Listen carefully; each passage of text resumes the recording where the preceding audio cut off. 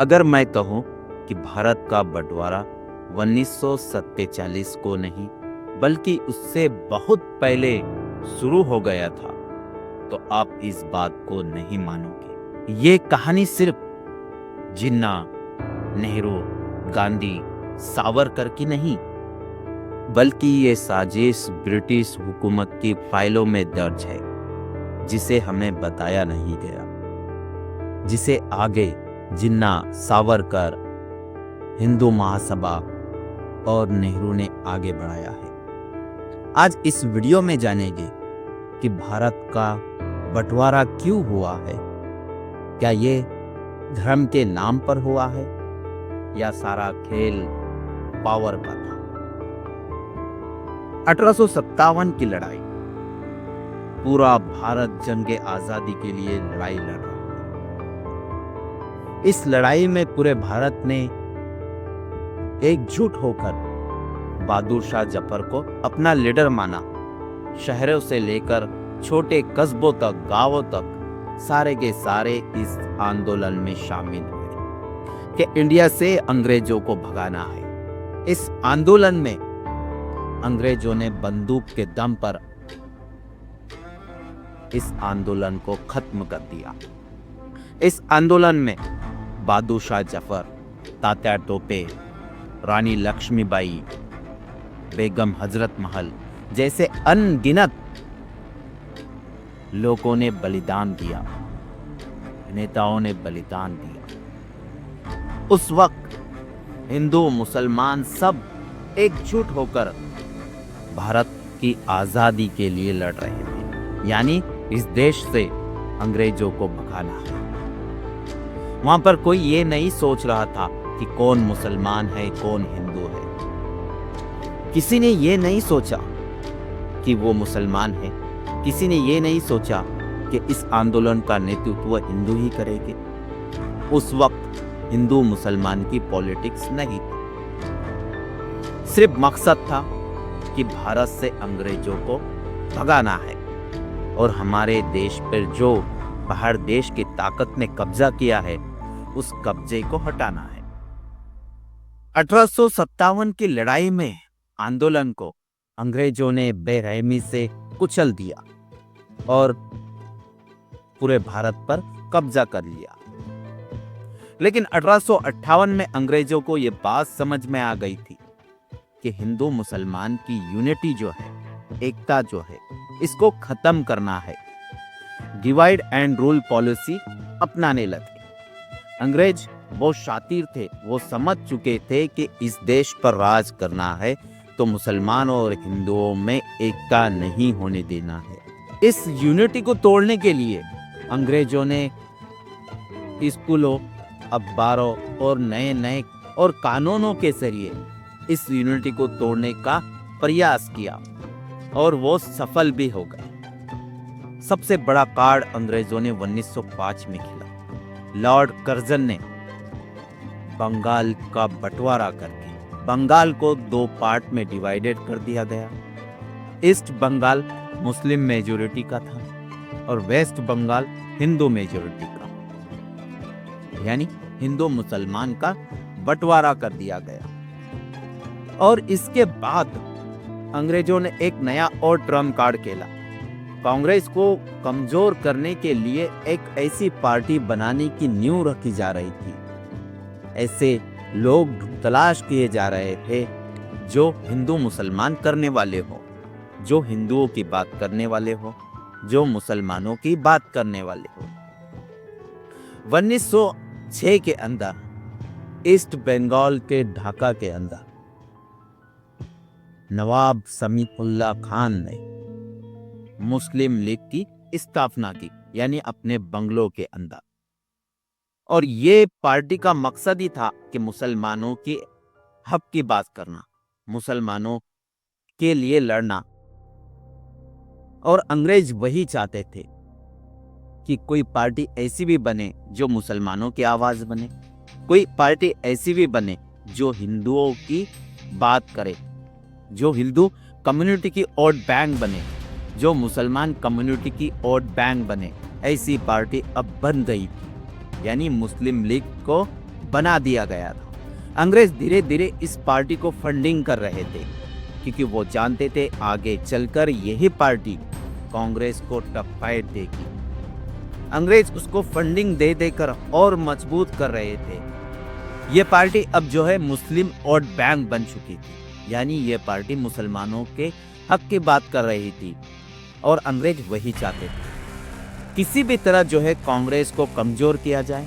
अगर कांग्रेस कमजोर नहीं होती है तो कांग्रेस बड़े बड़े आंदोलन कर कर हमें इस देश से भगा देगी। और ब्रिटिश गवर्नमेंट ये नहीं चाहती थी कि वो हिंदुस्तान से वापस चले जाए, इसीलिए उन्होंने बार बार जो है मुस्लिम लीग को सपोर्ट किया, उसको फंडिंग की, ताकि वो एक मजबूत पार्टी बनकर उभरे। दूसरी पार्टी बनती है 1915 में हिंदू महासभा। जिस तरह से मुस्लिम पार्टी बनी थी मुस्लिम लीग, इसी तरह से हिंदुओं के लिए हिंदू पार्टी बनी, हिंदू महासभा। ये भी जो है हिंदुओं की वोट बैंक बन गई, हिंदुओं के हक के लिए लड़ने लगी। और इसका भी एजेंडा वही था जिस तरह से मुस्लिम लीग का एजेंडा था। ये भी वही सोच की थी। ये पार्टियां, दोनों भी पार्टियां जो है सेकुलर नहीं थी, ये रिलीजन बेस्ड पार्टियां थी, अपने अपने रिलीजन की बात करती थी। और अंग्रेज वही चाहते थे, ब्रिटिश गवर्नमेंट यही चाहती थी कि अब जो है उनको मैदान में दो और पार्टियां मिल चुकी थी। एक थी मुस्लिम लीग, दूसरी थी हिंदू महासभा। और ये दोनों पार्टियां आगे चलकर कांग्रेस के लिए सरदर्द बनने वाली थी, यानी कांग्रेस के हर फैसले को ये पार्टियां विरोध करने वाली थी। और अंग्रेज यही चाहते थे, डिवाइड एंड रूल पॉलिसी, कि बंटवारा करो और राज करो। ब्रिटिश गवर्नमेंट को सपोर्ट करने के लिए ही ये पार्टियां बनी थी। और इन दोनों पार्टियों को ब्रिटिश गवर्नमेंट फंडिंग कर करके मजबूत कर रही थी। हिंदू महासभा को बनाने वाले थे वीर सावरकर और लाला लाजपत राय। ये दोनों लीडरों ने हिंदू महासभा बनाई। और वीर सावरकर ने खुद अपनी किताब में कहा था, India is the land of Hindu. ये लाइन कोई मामूली लाइन नहीं थी, यही लाइन आगे जाकर कम्युनल पॉइजन बनने वाली थी। यानी एक ऐसी लाइन जिसके वजह से इतना जहर फैलाई इस लाइन ने, जिसकी वजह से भारत का बंटवारा हुआ। ये कोई मामूली लाइन नहीं थी। यही लाइन को हिंदू महासभा ने बार बार उठाया और वीर सावरकर ने भी जो है इसी लाइन को दोहराया। और वो हमेशा कहते थे कि इंडिया हिंदू लैंड है और यहाँ पर हिंदू ही रह सकते हैं। इसी लाइन ने आगे जाकर हिंदुस्तान का बंटवारा किया। अब बात आती है मिंटो की। मिंटो ने बहुत होशियारी से मुस्लिम वोट बैंक बनाई, यानी मुस्लिम लीग बनाई। मुस्लिम लीग को सबसे ज्यादा फंडिंग किसी ने की है तो वो है मिंटो। और हिंदू महासभा को भी सपोर्ट मिंटो ने ही किया। दोनों को सपोर्ट करके कांग्रेस के लिए सरदर्द बनाया। कांग्रेस को कमजोर करने के लिए ही ब्रिटिश गवर्नमेंट ने इन दोनों पार्टियों को वजूद में लाया। लेकिन मेन मकसद वही था। जबकि हिंदू मुसलमान में एकता थी, तो फिर ये पार्टियां किस लिए बनी? क्योंकि कुछ लोग ऐसे भी थे अखबारों में, स्कूलों में और कानून के जरिए ब्रिटिश गवर्नमेंट हिंदू मुसलमान यूनिटी को खत्म करना चाहती थी। अंग्रेज यही बात जान चुके थे कि हिंदू मुसलमान की यूनिटी को किसी भी तरह तोड़ना है। इसीलिए वो बार बार जो है स्कूलों, अखबारों में और कानून के जरिए हिंदू मुसलमान के अंदर नफरत फैला रहे थे। और इसी नफरत की वजह से आगे चलकर जो है हमारे देश का बंटवारा हुआ।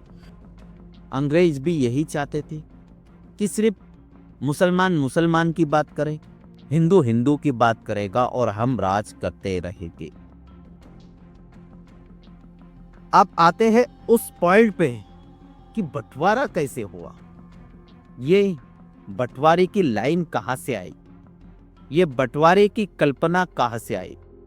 1930 इलाहाबाद में सर मोहम्मद इकबाल ने एक लाइन बोली थी, Muslim are a nation separate from Hindu.